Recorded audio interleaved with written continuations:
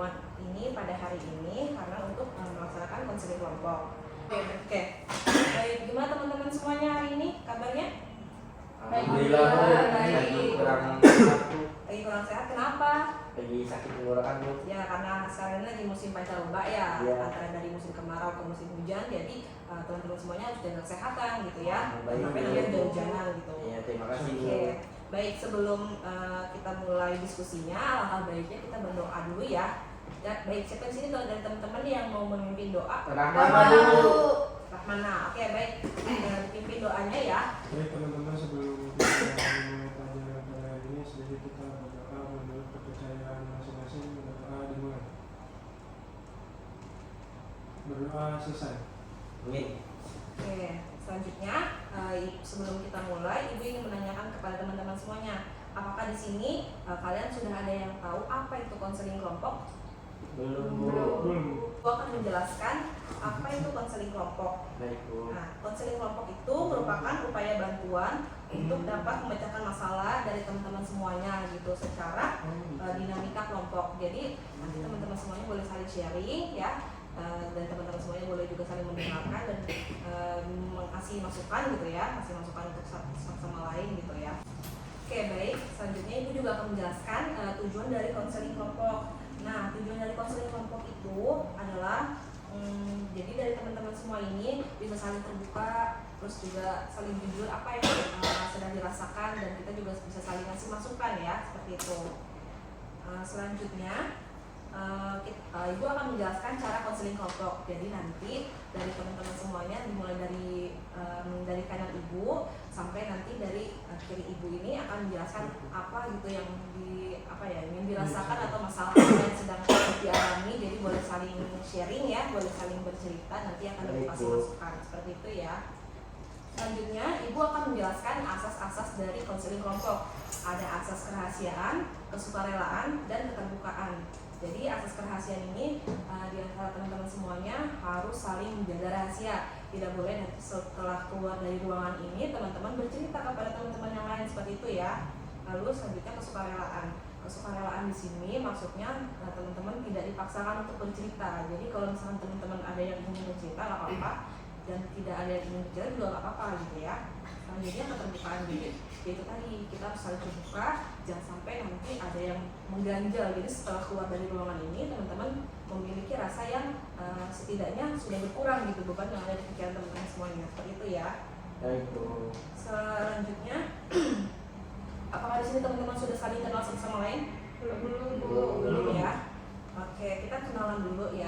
Jadi nanti dari Ibu akan menjelaskan atau Ibu akan memperkenalkan diri Ibu ya. Misalkan nama Ibu Anita Maulidia Arya Putri, sebelah kanan Ibu adalah siapa? Putri. Begitupun selanjutnya nanti kita rangkai nama ya.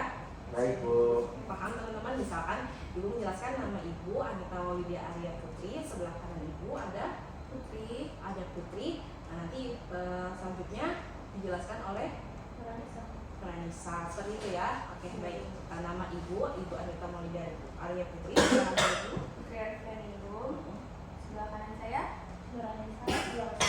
sebelah kanan saya Nama saya Rahmana Putri, sebelah kanan saya.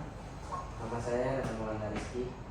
Baik, sebelum konseling kelompok ini dimulai, Ibu ingin kalian itu berjanji untuk tidak saling menceritakan kepada teman-teman yang di luar sana gitu. Jadi teman-teman ikutin kata-kata Ibu ya. Baik Bu. Saya berjanji menyatakan bahwa saya sanggup dan bersedia menjaga, menerima, dan memelihara informasi apapun baik dari saya sendiri maupun dari orang lain. Oke baik. Selanjutnya konseling kelompok kita mulai ya. Jadi Ibu ingin kalian itu bercerita mulai dari Mbak Putri dan diakhiri oleh Mas Nanda. Baik. Oke baik, Mbak Putri boleh menceritakan apa yang sedang Mbak Putri rasakan atau punya permasalahan apa gitu. Keluhan saya selama sekolah di sini itu, saya kalau belajar pasti nggak fokus gitu. Suka nggak fokus ya? Iya. Kenapa bisa nggak fokus? Nggak tahu Bu. Oke baik, untuk apa namanya permasalahannya kita tampung dulu ya. Selanjutnya Mbak Anissa. Ini saya permasalahannya itu kalau misalkan mengerjakan tugas itu selalu mendekatin deadline itu juga atau juga misalnya kayak semangatnya tuh adanya pas deket-deket gitu aja. Oke baik, untuk tampung juga. Baik selanjutnya Mbak Tita. Saya sering bolos Bu, sering nggak masuk sekolah. Kenapa sering bolos sekolah? Karena saya, mohon maaf ya Bu, saya tidak menyukai salah satu guru di sekolah ini yang bernama Bu Penny. Bu Feni, kenapa bisa seperti itu? Ya, karena Bu Penny itu menurut saya terlalu sensitif Bu orangnya. Kalau sensitif, oke baik Ibu tampung ya. Ini kayaknya permasalahan yang sangat serius ya, gitu kan. Oke baik selanjutnya masalah mana? Baik Bu, di sini saya mempunyai masalah yaitu saya sering terlibat tawuran antar beberapa sekolah karena saya dulu sempat saya menjadi korban pemukulan dan pengeroyokan dari beberapa sekolah. Maka dari itu saya harus balas dendam ke sekolah tersebut, jadi saya terlibat ikut dari tawuran itu tersebut. Wah jadi Mas Rahman ini seorangnya yang emosional gitu Iya, ya. benar Bu. Jadi kalau misalkan diusik harus membalas. Iya. Oke baik nanti Ibu akan bahas. Tampung dulu ya. Selanjutnya Mas Nanda. Baik Bu, permasalahan saya sering tidur di kelas Bu. Tidur di kelas? Iya, sama saya juga kadang-kadang telat masuk sekolah, sering terlambat gitu karena Sering keseringan terlambat. begadang. Sering bergadang. Kenapa? Faktor sering bergadang itu karena apa? Yang susah tidur saya kalau malam Insomnia. Oke baik Ibu tampung ya permasalahannya. Oke Ibu akan jawab satu persatu mulai dari Mbak Putri dulu. Tadi katanya Mbak Putri ini sering nggak fokus saat pelajaran. Kenapa bisa nggak fokus? Apa yang menyebabkan faktor apa yang menyebabkan? Apa karena ada faktor misalkan dari keluarga atau dari pertemanan Mbak Putri atau dari pasangan gitu yang membuat nggak fokus jadinya saat belajar? Kalau keluarga ada sih Bu. Ibu saya tuh sering mengeluh kasus pemukulan gitu dari ayah saya. Jadi KDRT ya. Jadi saya pikiran pas di sekolah gitu Bu. Oke baik Ibu jawab ya. Sebenarnya seharusnya ya orang tua itu menjadi contoh yang baik untuk anak-anak yang mungkin ada faktor lain kenapa ayah Mbak Putri ini jadi kasar terhadap ibu ya gitu mungkin atau karena apa gitu kan kita nggak tahu masalah keluarga tapi lebih baik karena kan Mbak Putri ini seorang siswa ini seharusnya harus fokus terhadap belajar aja gitu masalah keluarga atau masalah orang tua ya biarkan aja itu kan masalah mereka gitu toh pada akhirnya orang tua tuh akan punya jalan keluar sendiri dalam terhadap masalah yang mereka hadapi gitu jadi untuk sekarang Mbak Putri lebih baik kayak ya udah harus fokus belajar gitu masalah orang tua nggak usah terlalu dipikirkan ya oke baik. Itu untuk solusinya gitu aja. Iya solusinya ya seperti itu misalkan jadi kita harus fokusnya terhadap sama teman-teman gitu jadi kalau misalkan masalah keluarga ya nggak usah dibawa-bawa kepada sekolah gitu karena di sekolah itu tempatnya fokusnya untuk belajar kalau misalkan di sekolah tapi pikirannya masih kemana-mana lebih baik kita nggak usah datang ke sekolah gitu untuk apa kita datang ke sekolah tapi pikiran kita kemana-mana seperti itu ya. Nah, jadi untuk cara menyikapi pikiran itu gimana? menyikapi pikiran itu lebih harus berpositif thinking terhadap apapun jadi jangan ada pikiran-pikiran negatif nanti akan ada masalah apa ya akan ada kayak gimana ya nanti semua masalah itu pasti akan ada jalan keluarnya gitu jadi gak usah terlalu dipikirin berlarut-larut kalau untuk masalah seperti itu ya Apa mungkin harus membuat kesenangan sendiri di kelas? iya misalkan Mas Nanda punya hobinya misalkan apa Dari teman. dari teman itu hobi Iya. dari siapa Siapa aja yang ada di kelas? itu mah bukan hobi Mas Nanda itu namanya kejahatan Kalau itu ya. kejahatan ya Iya. karena kan jahilin temen itu bukan suatu kalau hobi itu yang kita lakukan itu bermanfaat dan menyenangkan yang lebih tepatnya itu bermanfaat gitu tapi kalau jahilin temen hanya untuk kesenangan pribadi ya itu bukan hobi namanya kejahatan. Jahat ya Bu. Oke seperti itu ya. Oke baik permasalahan Mbak Nisa tadi itu karena mengerjakan tugas menjelang deadline sebenarnya kita nggak ada masalahnya sih selagi tugas yang kita kerjakan itu tidak melewati batas standar yang ditentukan oleh guru tersebut mau ngerjain kapanpun asal tidak lewat dari tanggal yang ditentukan nggak masalah ya Mbak Nisa ya.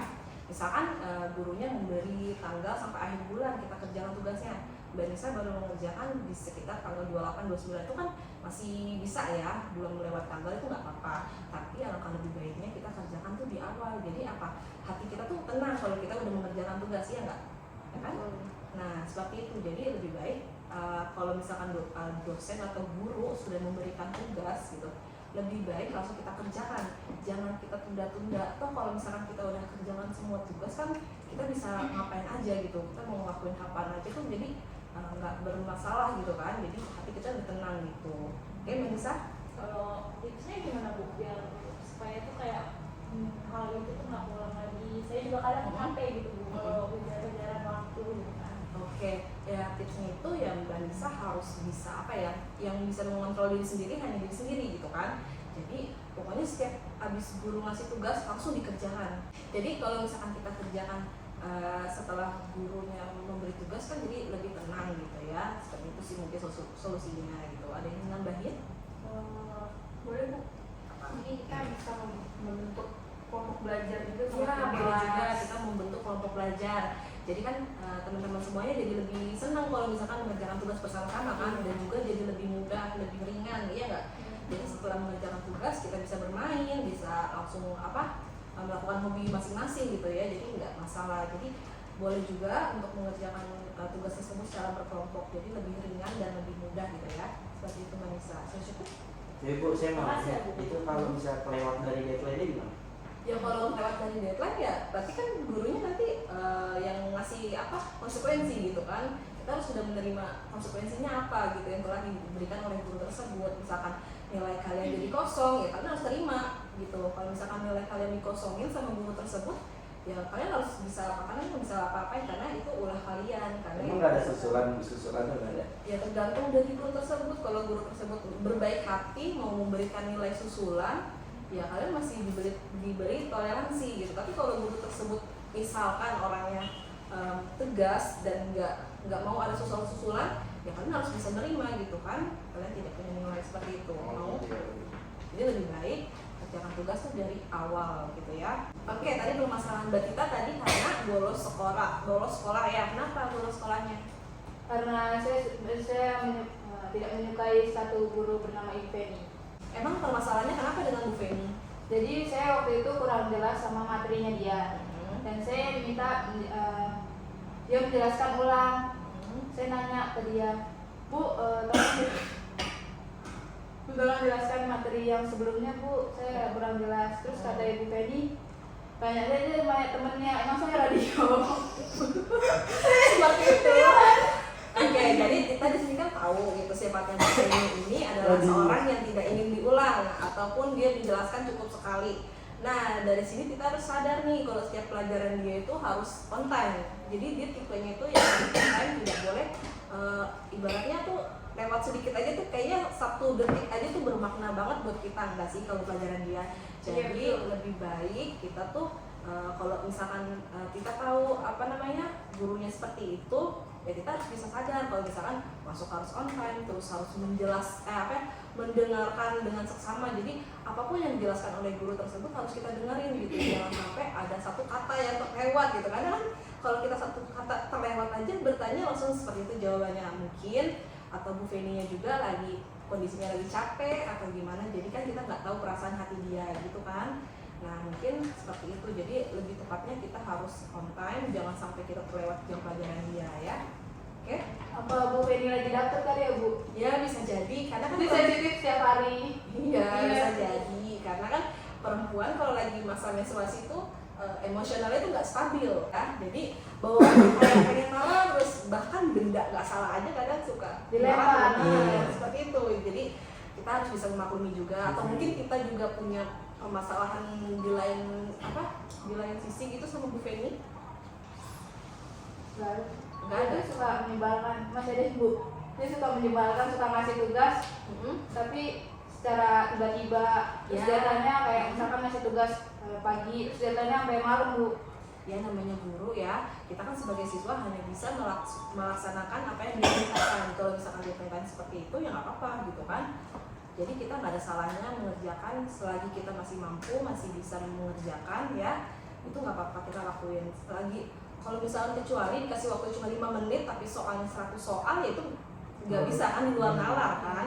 Selagi misalkan dikasih tugasnya pagi terus dikumpulin malam ya itu nggak masalah gitu. Jadi Itu kayaknya bukan tugas buat manusia deh, buat jin.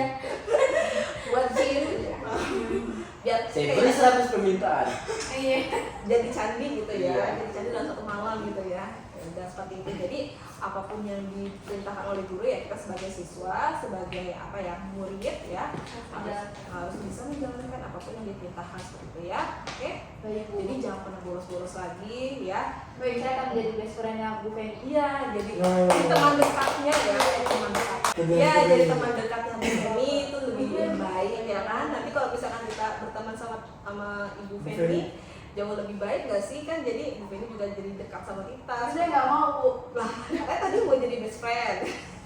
Coba besok aja kerjain Bu Feni itu. Iya. Beri traktir siapa tahu Iya. dulu kan. Oke, segitu cukup Mbak Rita. Cukup Bu. Oke, baik. Selanjutnya Mas Ramana tadi sering terlibat aksi tawuran. Iya betul. Kenapa? Faktor apa gitu loh? Ya itu karena saya dulu sempat menjadi korban pengeroyokan dari sekolah lain, Bu. Jadi saya punya sifat rasa dendam. Oh, jadi Mas Ramana ini dendam gitu Iya, karena iya. karena dulunya tuh ibaratnya sering dibully gitu dari orang lain, jadi Iya. harus dibalas gitu ya. Iya. Sebenarnya kalau kita memiliki sifat seperti ini kita sama aja sama orang tersebut gitu. Kayak kita ngejalin orang, kita dijalin orang, kita ngejalin balik sama aja gitu. Kita sama-sama buruk nggak sih? Lebih buruk daripada orang yang ngejalin kita. Jadi lebih baik hal seperti itu kita nggak usah balas dendam gitu ya kan? Kita harus bisa mengontrol emosional. Kalau misalkan selagi itu nggak terlalu nggak terlalu buruk, kita harus bisa mengontrol emosi kita. Jangan sampai nanti kita balas dendam harus ngelakuin hal yang sama seperti orang tersebut ngelakuin kita gitu ya. Terus juga faktor yang kedua, kita harus memilih teman yang baik, teman pergaulan. Jadi mungkin karena faktor teman pergaulan, Mas Ramana ini jadi ikut tawuran ya. Jadi teman-teman semuanya ini kita harus bisa memilih lingkungan pertemanan yang baik. Jadi kita harus bisa memilih mana yang baik, mana yang buruk ya. Oke? Dan jangan sampai kita terjerumus untuk mengikuti hal-hal yang buruk, hal-hal yang merugikan diri kita. Kalau misalkan tawuran gitu kan, itu merugikan diri kita, apalagi kalau sampai kita terluka, bahkan kalau terluka masih mending gitu, maaf, tapi kalau misalkan sampai meninggal dunia apa nggak rugi gitu kan, kita sama aja kayak seperti mati konyol ya. Jadi sia-sia gitu, bukan mati karena peperangan. Kalau peperangan mah ya itu dapat pahala gitu kan, tapi kalau misalkan seperti itu kan jadinya nggak dapat apa-apa, cuma dapat ya orang tua jadi kasih jadi sedih gitu kan kalian juga harus kasihan sama orang tua ya. Oke, jadi jangan sampai hal bodoh seperti itu kita lakukan lagi. Oke Mas Ramana? Sedikit Bu, saya mau tanya. Nah, untuk cara penanganannya itu kayak apa aja Bu untuk mengatasi jauh dari perbuatan tawuran itu? Untuk mengatasinya, jadi kita harus yang pertama harus rajin ibadah. Karena kalau misalnya kita sering beribadah dan kita mendekatkan diri sama Tuhan, ya pasti kita akan jauh dari hal-hal negatif. Lalu yang kedua, kita harus memilih faktor pertemanan, ya. Kita harus memilih faktor pertemanannya yang sekiranya baik untuk kita. Terus kita juga bisa memilih ini hal baik atau hal buruk. Kalau hal buruk kita lebih baik tinggalkan. Hal baik kita dekatkan seperti itu, oke? Nah, saya ada saran juga Bu. Nah, untuk menjauhi kegiatan negatif tersebut kan banyak tuh hal kegiatan positif seperti futsal atau basket. Oh iya, boleh misalkan olahraga itu. Untuk olahraga dari anak cowok itu sendiri. Nah, boleh melakukan berbagai hobi. Misalkan teman-teman di sini punya hobi nih, ya kan? Jadi kita lakukan hobi kita, toh nanti kita kan bakal menyibukkan diri ke hobi kita, ya enggak? Jadi akan fokusnya tuh ke hobi kita. Jadi kita bakal terhindar dari hal-hal yang negatif gitu, oke? Intinya perbanyak hal positif ya Bu ya. Perbanyak hal-hal positif dan sering bergaul sama teman-teman yang baik, oke? Oke, baik. Lanjutnya tadi Mas Nanda ini permasalahannya karena sering tertidur di kelas dan terlambat masuk sekolah. Oke, karena kalau misalkan karena sering tertidur di kelas ya, berarti Mas Nanda harus memperbaiki pola tidur. Berarti itu kan kalau misalkan sering tertidur di kelas, berarti dalam jam pelajaran itu sering ngantuk. Nah, Betul. faktor ngantuk itu karena apa? Berarti karena kalau misalkan tidur sering terlalu malam atau sering begadang gitu ya. Wah, sering banget Bu. Sering begadang karena apa tuh? Main game Bu. Main game. Kalau main game sampai jam berapa? Subuh. Sampai subuh, terus baru tidur? Subuh. Subuh. Subuh ketemu subuh. Subuh ketemu subuh.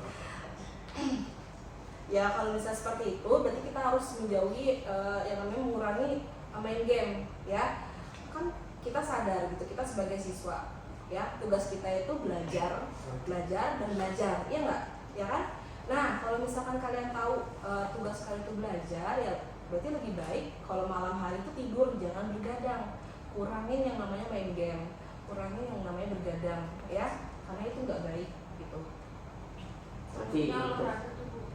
Ya, solusinya harus rajin olahraga, harus rajin kurangi minum kafein atau kopi, ya kan? Kalau saya nggak suka kopi Bu. nggak suka kopi, berarti bagus kan? Kalau kopi itu kan bisa bikin begadang ya, banyak. Jadi kalau misalkan nggak suka kopi, berarti faktornya ini karena main game, berarti kurangin yang namanya main game. Karena sadar kan kalau misalkan di kelas sering ngantuk, sering tertidur, jadi kan materi yang diajarkan oleh guru itu nggak masuk ke dalam otak seperti itu kan? Enggak, aku nggak masuk. Nah, makanya itu kurangin yang namanya main game, oke? Misalkan main game itu boleh, misalkan setelah pulang sekolah kita main game itu nggak apa-apa. Misalkan tapi kalau ada tugas, lebih baik tugas yang dikerjakan dulu. Main gamenya nanti setelah mengerjakan tugas selanjutnya. Kalau tidur itu kalau bisa tuh jam 9 malam sudah tidur, ya. Jam 9 malam sudah tidur untuk mengurangi hal itu ngantuk saat jam pelajaran, oke? Oke Bu ya. Ada tambahan? Nggak ada sih Bu, cukup. Sudah cukup semuanya? Cukup Bu. Apa ada yang ingin ditanyakan lagi atau disampaikan lagi? Saya rasa nggak ada Bu. Sudah tidak ada ya? Oke, baik. Ibu akan tutup konseling kelompok kita pada hari ini. Sebelumnya Ibu mau ucapin terima kasih banyak untuk teman-teman semuanya sudah mau berbagi atau sharing gitu ya permasalahan-permasalahan kalian di sini. Jadi supaya masukan ataupun nilai-nilai positif yang bisa kalian ambil ya. Baik Bu. Oke. Ibu tutup konseling kelompok kita pada hari ini. Terima kasih buat semuanya. Assalamualaikum warahmatullahi wabarakatuh. Waalaikumsalam warahmatullahi wabarakatuh.